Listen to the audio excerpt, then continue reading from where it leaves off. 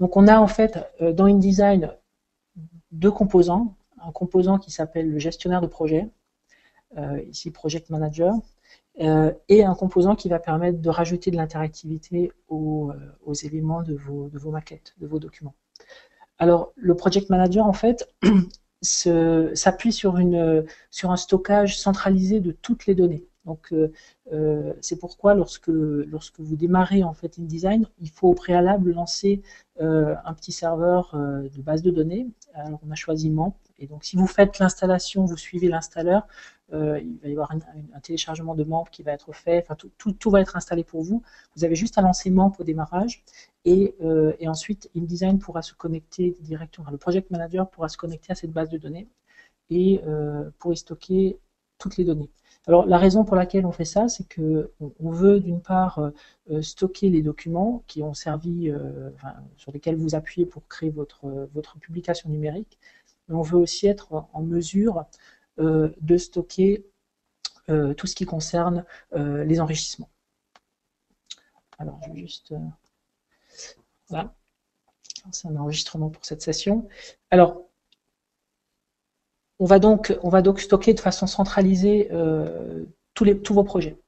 Alors, prenons le Project Manager. Il se présente sous la forme donc d'une liste de projets. Moi, ce que je vais faire, c'est que je vais commencer par en créer un nouveau. Donc, je vais faire un nouveau projet. Je vais lui donner un nom. Je vais l'appeler... Voilà, donc je vais faire un magazine sur le Japon. Et c'est là que c'est important de choisir le format dans lequel on va créer son contenu. Et la session d'aujourd'hui va introduire le format qu'on appelle AVMag, qui est donc un format de type magazine, même si la terminologie est peut-être pas forcément tout à fait appropriée, mais c'est un format dans lequel on va utiliser des gabarits de pages qui vont être restitués à un facteur d'échelle 1 sur la tablette. C'est-à-dire qu'il n'y aura pas de zoom, les pages seront restituées telles quelles. Donc, c'est vraiment adapté pour des designs, des maquettes qui sont créées directement pour la tablette. Voilà, je vais choisir donc ce format. Et donc sur la partie droite du Project Manager, je vois en fait la structure de mon projet qui pour l'instant ne contient rien. Alors, un projet se structure en articles et chaque article correspond à un document InDesign.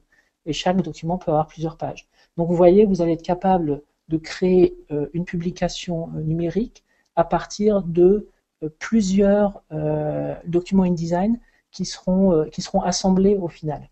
Donc ça, c'est très pratique parce que ça permet de travailler avec des petits documents et également de partager le travail entre plusieurs personnes puisque chacun peut se connecter sur cette base centralisée et collaborer sur un document.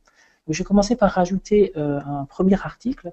Et donc là, vous voyez qu'on a un petit sélecteur de gabarit qui vous permet soit de démarrer avec une page blanche, soit de démarrer avec une page qui contient déjà certains designs. Donc ça peut être pratique au début pour comprendre comment certains de ces designs ont été créés et certains contiennent des enrichissements, des diaporamas, toutes sortes de choses. Ça peut être un bon point de départ. Donc moi, je vais commencer par une page de couverture. Je vais choisir ce design-là. Donc là, il y a une petite opération pendant laquelle le document InDesign est créé à partir du gabarit et est directement sauvé dans la base de données, puis ouvert dans InDesign. Vous voyez, donc maintenant je suis dans InDesign et j'ai accès à cette page. Et dans ma structure de projet, je vois apparaître un premier document qui contient mon article. Alors vous voyez que j'ai un petit bouton plus qui me permet de rajouter de nouvelles pages à ce document. Je peux aussi le faire directement depuis InDesign, bien sûr, rajouter des pages de façon standard. Et un autre bouton plus ici qui me permet de rajouter un article, un autre document. Donc, je vais faire ça aussi. Je vais commencer par rajouter un autre document et cette fois-ci, je vais partir d'une page blanche. Voilà. Donc là, j'ai un début de document numérique qui contient plusieurs articles, 2 articles. Je vais rajouter une deuxième page blanche également à mon deuxième article, histoire d'avoir voilà, une première structure. Elle va être très simple, elle va permettre d'illustrer certains points. Voilà. Un autre aspect des articles, c'est que je vais pouvoir, oui, j'ai un petit menu ici qui me permet de le dupliquer si jamais je veux faire une copie, de le supprimer évidemment, et de rentrer un certain nombre de petites informations dans ce qu'on appelle les réglages. Et donc là, je vais lui donner un titre. Donc je vais l'appeler par exemple Japan 2010. Je peux lui donner une description, je peux lui donner aussi une imagette. Et cette imagette serait ensuite utilisée dans le lecteur pour visualiser l'article. Enfin, pour visualiser l'article dans la barre de navigation. Je vous montrerai ça tout à l'heure. Voilà, donc je vais au moins lui donner un titre. Je vais faire la même chose pour celui-là.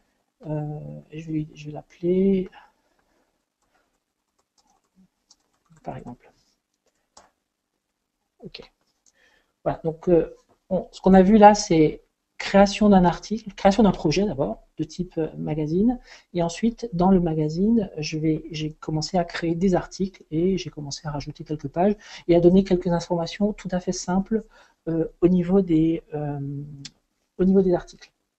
Alors maintenant, je vais commencer à travailler un petit peu et aller faire un peu de composition. Donc là, je vais ouvrir cet article qui s'appelle Temple au Japon. Voilà, le voilà, avec ces deux pages blanches. Et je vais évidemment pouvoir commencer à rajouter des éléments de ma maquette. Donc je vais commencer par ajouter par exemple un bloc et je vais mettre une image. Prenons celle-là par exemple. Là, je vais la positionner correctement. Donc là, je suis vraiment dans du travail tout à fait standard de création de contenu. Donc j'ai positionné mon image et je vais placer dessous un titre. Voilà. Et puis un autre bloc de texte que je vais mettre sur 2 colonnes. Voilà, donc je vais remplir avec du texte. Et je vais spécifier qu'en fait je veux 2 colonnes. Voilà. Donc très simple. Alors, ce qui va se passer, premièrement, parlons du texte. Ce qui va se passer, c'est que cette page va être rendue à un facteur d'échelle 1 sur l'iPad. Donc la première des choses qu'il faut bien réaliser, c'est que lorsqu'on fait ce genre de mise en page, il faut absolument travailler la taille des textes. Alors on peut, pour l'exercice, sauvegarder ce document. Voilà, je vais sauver celui-là, je vais sauver le précédent, et je vais tout de suite regarder ce que ça donne sur l'iPad si je fais aucune modification par rapport au document que je viens de créer. Donc je retourne vers le gestionnaire de projet, ce qui va me permettre d'illustrer la mécanique qui vous permet de prévisualiser en temps réel ce que vous êtes en train de faire. Alors cette mécanique, en fait, elle se compose de 2 étapes. Une première étape qui s'appelle la publication, et c'est ce qui est accessible à partir de cette petite icône, Publish. Alors, juste une petite remarque, l'interface ici est en anglais, mais il est évident que le produit est traduit en français. Simplement, mon ordinateur est configuré pour visualiser les menus en anglais. Voilà, donc je vais entamer l'étape de publication qui va en fait créer le fichier final, l'archive. Alors, il me dit que 2 articles n'ont pas été générés. Est-ce que je veux les générer? Oui. Donc, là, on voit qu'il s'active à traiter un certain nombre d'images. Et d'ailleurs, à ce moment-là, il va invoquer Photoshop pour faire tous les traitements nécessaires. Voilà. Donc, il assemble le fichier final et il va stocker l'archive, qui est un fichier AVE. Donc, le AVE étant le format que nous avons créé pour ce genre de publication. Il le stocke dans la base de données de façon totalement centralisée. Voilà. Donc cette opération peut prendre quelques secondes, surtout si c'est la première fois que vous le faites, puisqu'il y a un certain nombre d'opérations qui se produisent, par exemple dans Photoshop, pour créer cette publication. Voilà, donc, pour tester sur l'iPad, en fait, on a une application qui s'appelle MyKiosque, qui est disponible sur l'App Store, et qui vous permet d'envoyer un projet et de le tester. Voilà, donc là, la publication va se finir, voilà, fini. Donc, moi, je ne peux pas évidemment vous montrer d'iPad. Donc, ce que je fais, en fait, c'est que j'utilise un simulateur, qui est donc une application qui me permettra de voir ce qui se passe en vrai sur un iPad. Donc, cette application MyKiosque, vous pouvez donc la télécharger sur l'App Store gratuitement. On va aussi mettre sur notre site des versions simulateurs, c'est-à-dire que vous pouvez exécuter sur vos machines pour les tester. Et cette application contient un serveur web. Vous voyez, j'ai j'ai activé les transferts et donc elle apparaît sur le réseau et InDesign, du moins la palette qu'on a développée dans InDesign, permet de voir cette application et d'envoyer les fichiers. Voilà, c'est ce que je vais faire maintenant en cliquant sur Envoyer vers MyKiosque. Donc, comme mon MyKiosque est en train de tourner, il le détecte. Vous voyez, je n'ai pas besoin de taper d'URL ou rien. Et je vais simplement faire Envoyer. Voilà, et le fichier a été envoyé dans MyKiosque. Voilà. Alors, c'est celui-là. Je vais l'ouvrir. Voilà. Donc, je vais simplement illustrer le plan. Donc là, on voit effectivement le déroulé de mon contenu, de mon magazine. Donc, si vous vous souvenez, j'avais donné un titre à mes articles en allant dans le petit menu Réglages. J'avais appris les premiers Japan 2010 et le deuxième Temple au Japon. Et vous voyez que c'est ce qui apparaît ici. Et j'ai mis 3 pages. Voilà, on va aller voir cette page-là. Voilà, donc si je me mets en taille réelle, je peux le faire rapidement. Voilà ce que ça donnerait sur un iPad. C'est assez peu lisible. Mieux, en fait, il faut aller retravailler évidemment ce contenu pour aller lui donner des tailles qui sont correctes. Alors, on va commencer par changer la taille ici du texte, sur le texte. Et je vais aller simplement changer la taille, je vais mettre 30 points, voilà. Et j'ai une police pour l'instant qui est standard. Pour la deuxième partie, je vais aussi aller changer ma taille. Je vais lui mettre une taille, 30 c'est peut-être un peu beaucoup, je pense que 18, ça doit être le minimum pour que ce soit lisible. Voilà. Alors, ce que vous pouvez voir, c'est que si je reviens sur mon simulateur, c'est que j'avais créé 2 colonnes en fait sur mon InDesign et en fait j'en ai qu'une qui apparaît ici. Alors, ça me permet d'illustrer un premier point en ce qui concerne le texte, c'est que par défaut, le lecteur va essayer de rendre le texte de façon native, c'est-à-dire il va refaire le rendu du texte en utilisant son propre moteur typographique.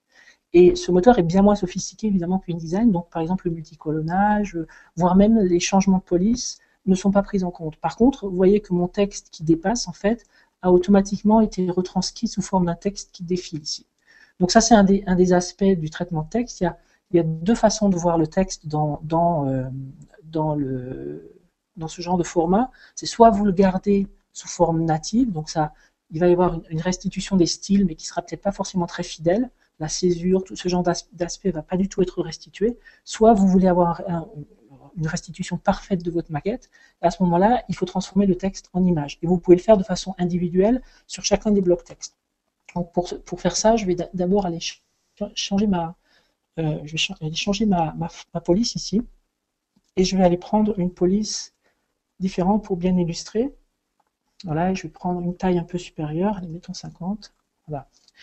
Et ce que je vais faire, c'est que je vais ouvrir la deuxième composant de notre solution, qui est en fait la palette d'interactivité. J'en ai pas encore parlé pour l'instant. Et la première chose que je vais faire, c'est donc aller sur sa palette d'interactivité, composant d'enrichissement, et je vais aller utiliser celui qui s'appelle ToImage, c'est-à-dire transformation en image. Et je vais donc, en cliquant sur mon bloc de texte, lui dire je veux te transformer en image. Voilà. En faisant ça, voilà, je vois les différents éléments qui ont été transformés en image. Ici, il y a juste ce bloc de texte et je vois que j'ai des options qui s'offrent à moi, par exemple, de rajouter des actions à ce bloc qui est devenu interactif. Je vais faire la même chose sur la partie du bas, et je vais aussi la transformer en image. Voilà, c'est une première interactivité que je viens de créer. Je vais ensuite cliquer sur cette image ici. Et je vais aussi lui rajouter une interactivité, ce qui me permet d'illustrer l'interactivité sur des images. Alors, la première chose qu'on veut pouvoir faire, par exemple, c'est de permettre de passer en plein écran. Donc ça, c'est une option que je vais activer, donc passage en plein écran. Et vous voyez que j'ai un certain nombre d'options qui sont disponibles sur les images toutes simples, qui sont de, par exemple, utiliser un pan and zoom. Alors, pan and zoom, c'est simplement lorsque vous avez des images qui sont très très grandes, vous voulez, par exemple, donner à vos utilisateurs la possibilité, ou à vos lecteurs plutôt, de pouvoir zoomer de façon infinie ou presque dans des très très très grandes images. Parce que par défaut, toutes les images vont être retaillées lorsqu'on fabrique la publication pour qu'elles elles puissent être comment dire, gérées par l'iPad qui a des ressources limitées. Mais si vous avez des images très grandes, on va utiliser une mécanique alternative qui va permettre de conserver cette taille très très grande. Vous voyez aussi que je peux rajouter des effets can burn, donc cet effet qui fait avancer un petit peu l'image. Je vais le faire. Je vais rajouter un effet can burn avec une durée. Alors c'est en millisecondes, donc vous voyez là je suis. Je vais peut-être un peu changer cette valeur. Voilà. Et je détermine l'amplitude de mon can burn. Je peux rajouter des actions. Allez, ajoutons une action pour vous montrer un petit peu ce qu'on est capable de faire. Donc une action, c'est le fait d'avoir un comportement qui se déclenche lorsqu'on va, par exemple, taper, toucher l'image. Donc là, par exemple, je vais vouloir ouvrir un pop-up. Imaginons que je fasse ça. Donc je vais ouvrir un pop-up. Vous voyez, j'ai choisi l'action et je crée l'action. Alors j'ai plusieurs options dans les actions. Ça dépend évidemment des actions avec lesquelles on travaille. Et là, par exemple, j'ai un pop-up, donc je vais pouvoir choisir son style. Je vais choisir un pop-up full screen et je vais choisir évidemment ce que je vais mettre dans le pop-up. Donc vous voyez que j'ai 4 possibilités ici. Donc certaines sont grisées en fonction du contexte, mais je vais pouvoir rajouter un diaporama dans le pop-up, je vais pouvoir rajouter une page HTML. C'est cette option que je vais choisir. Donc ce que je veux, c'est que lorsque mes utilisateurs cliquent sur l'image, que je puisse les emmener par exemple sur une page Wikipédia qui ferait référence à ce temple, par exemple. Donc je vais aller chercher un lien sur Wikipédia et je vais aller le coller ici. Donc vous voyez que je crée donc un pop-up. Là, je vais spécifier sa taille. Donc il fera 800 pixels de large, 400 pixels de haut. Pour référence, l'iPad fait environ 1000 pixels de large et à peu près 780 pixels de haut. Donc voilà, ça ne remplira pas tout à fait mon écran. Je peux aussi déterminer si ma page web doit permettre d'être complètement interactive. Est-ce que je peux naviguer moi, ce que je veux, c'est pas pouvoir naviguer, c'est simplement voir la page. Et voilà. Vous voyez, j'ai aussi d'autres options sur cette page web. Je peux fournir une image alternative lorsque j'ai pas de réseau, par exemple. Qu'est-ce que je vois dans mon pop-up lorsque j'ai pas de réseau? Voilà. Il y a toute une richesse d'options. Je ne peux pas tout explorer avec vous aujourd'hui, et je vous invite à un petit peu explorer et tester par vous-même. Voilà. Donc on vient de créer un pop-up sur cette image, et si vous vous souvenez, on a rajouté des enrichissements de type image sur les textes pour pouvoir les restituer proprement. Voilà, je vais sauver mon document et je vais repasser à la génération. Donc je reclique sur le bouton publier, il me dit qu'un de mes articles doit être régénéré. C'est évidemment celui que j'ai édité, et il va maintenant le refaire. Voilà, il le reposte dans la base de données. Donc vous voyez qu'à aucun moment on vous demande de sauver ou de choisir un endroit pour sauver le contenu. Vous êtes vraiment en flux tendu, vous pouvez travailler, générer, et c'est juste au dernier moment, lorsque vous aurez besoin du fichier final, parce que vous allez l'intégrer dans une application par exemple, que vous allez lui demander de récupérer ce fichier. Donc un point assez important, c'est qu'effectivement on utilise de façon assez intensive Photoshop pour faire tout ce qui est retraitement des images, en particulier par exemple retailler les images, les renier, les mettre à l'échelle. Donc évidemment la solution nécessite d'avoir Photoshop installé. Voilà, donc la génération vient de se finir. Je vais envoyer mon nouveau document dans MyKiosk. Voilà. Et je vais repasser donc sur mon simulateur. Donc voilà, j'ai un nouveau document. Là, ils se ressemblent tous, mais un nouveau document qui vient d'être généré. Voilà. Donc vous voyez que la typo a été respectée, de même que le multicolonnage a été respecté. Et je peux passer en plein écran sur cette image. Là. Et lorsque je clique sur le contenu, j'ai mon pop-up qui s'affiche. Voilà. Voilà, donc cette première illustration des enrichissements. Je vais juste vous montrer un dernier aspect de l'enrichissement. Donc, je recrée une boîte. Voilà. Donc, juste pour passer rapidement en revue les différents types d'enrichissement qui sont disponibles dans cette version, on peut évidemment travailler sur les images et permettre ce que je vous ai montré précédemment et bien plus. On peut rajouter des vidéos sur le même principe. Diaporama, je vais peut-être rapidement vous montrer comment fonctionne un diaporama. Donc, on vous donne en fait la possibilité de créer deux types de diaporamas, soit des diaporamas simples, c'est-à-dire j'ai simplement des images qui défilent dans mon cadre, soit le diaporama va aussi avoir des images sur le côté qui vont elles-mêmes avoir une action sur l'image centrale. Alors on peut essayer de créer ça, par exemple je vais le faire avec deux images. Voilà. Donc vous voyez qu'il a rajouté deux boîtes à côté de la boîte principale.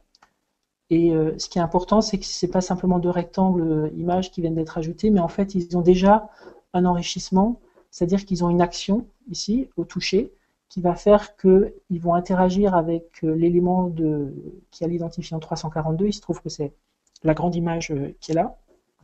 Pardon. Et ils vont changer l'index du contenu, c'est-à-dire que si je clique sur ce petit rectangle, sur ce petit carré ici, je vais voir l'image qui a l'index 1, et si je clique sur celui-là, je devrais voir l'image qui a l'index 0 ou 2. Voilà, donc c'est numéroté de façon naturelle à partir de 1. Donc ce que je vais faire maintenant, c'est que je vais aller renseigner mon diaporama, donc je vais rajouter deux images dans ce diaporama, puisque c'est comme ça que je l'ai conçu. Je vais aller chercher ici deux images. Première image. Voilà. Donc elle est en train de se charger dans l'interface et vous allez voir l'image apparaître.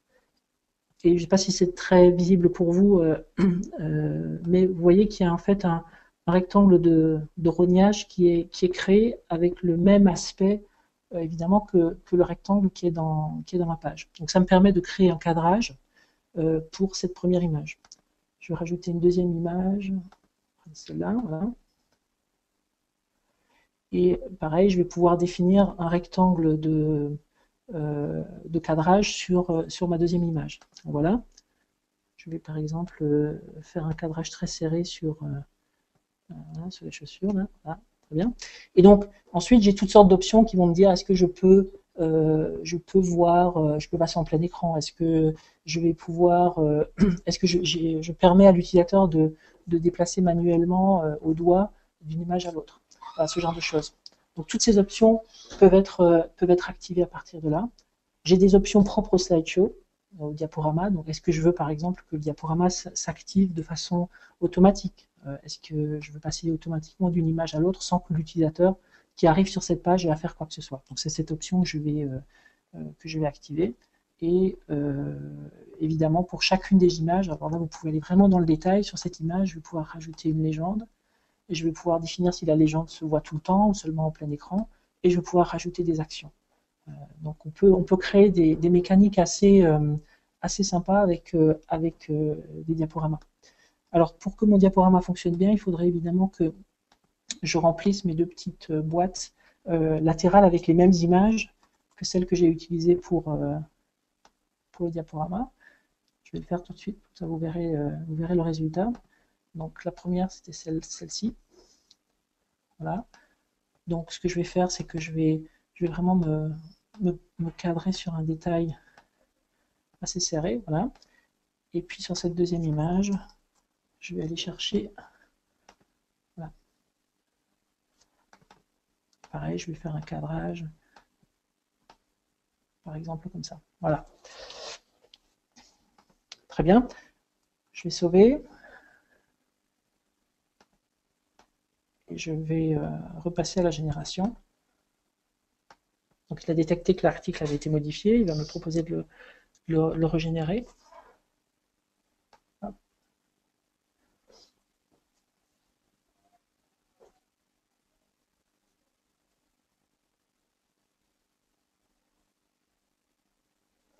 Voilà, donc on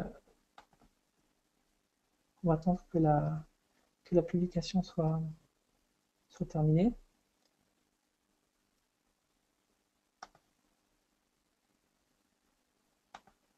Voilà, terminé. Et je vais l'envoyer dans MyKiosk, donc dernière fois. Voilà, revenons, pardon. Je vais retourner à la page d'accueil et j'ai un nouveau document. Alors décidément, évidemment, ils se ressemblent tous. Voilà.